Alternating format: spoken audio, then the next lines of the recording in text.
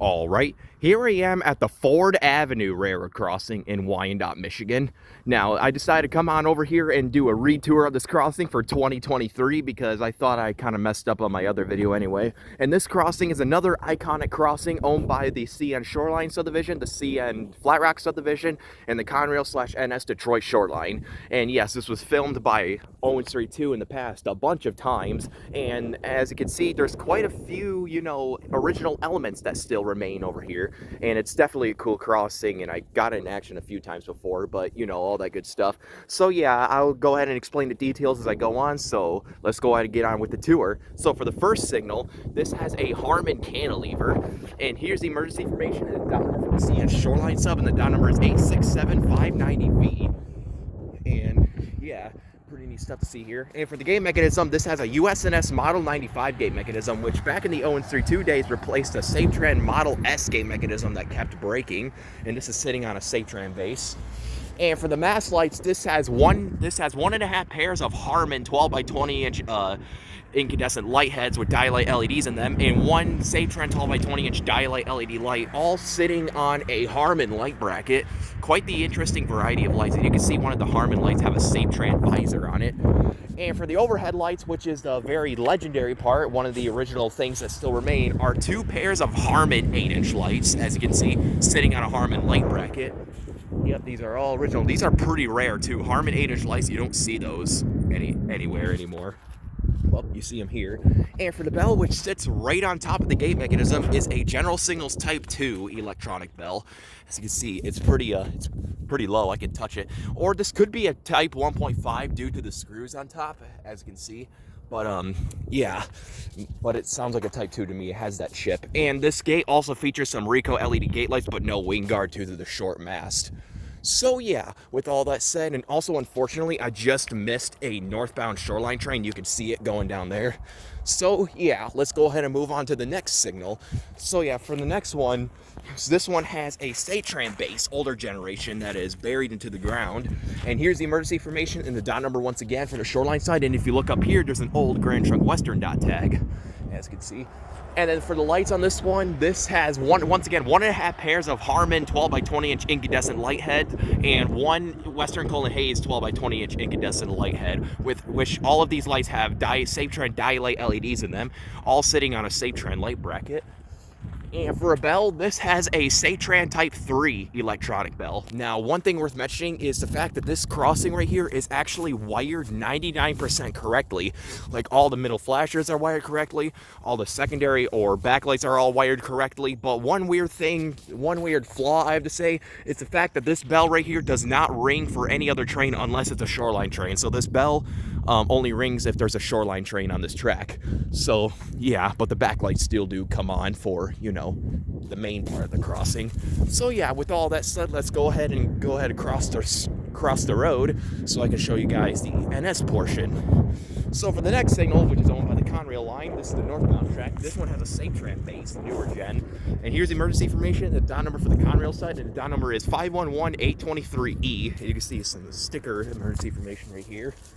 And for the lights, this has two pairs of Safetran 12 by 24 inch dialight LEDs sitting on a Safetran light bracket.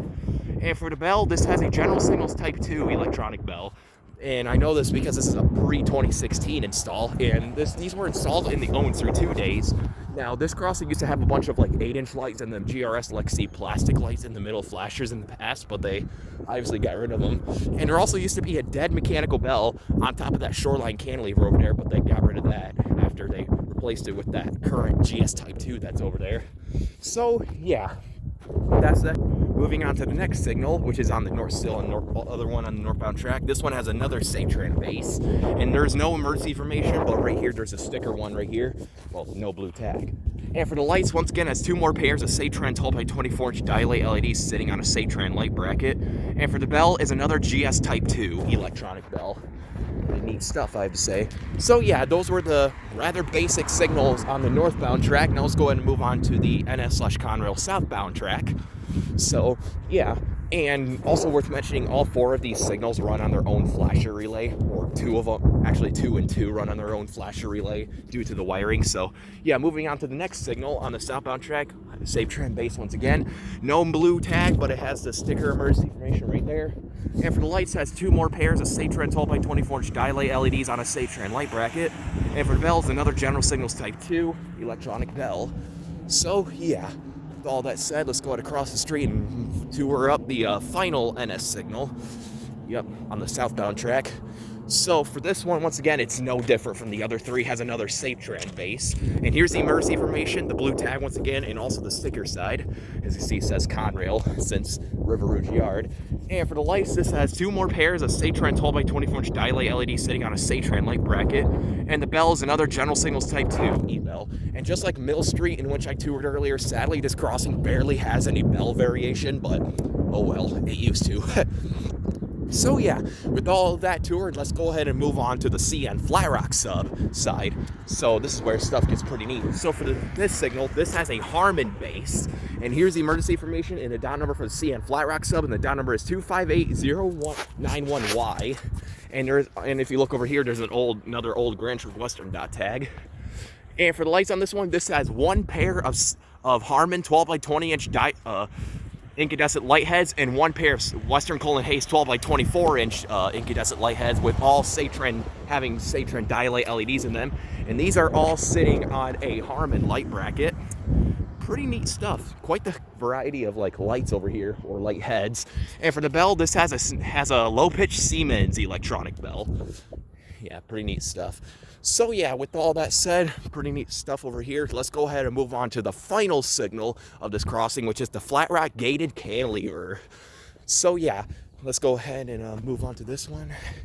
And so yeah, for the final one, this has another Harman cantilever. And here's the emergency information and the down number once again for the Flat Rock side.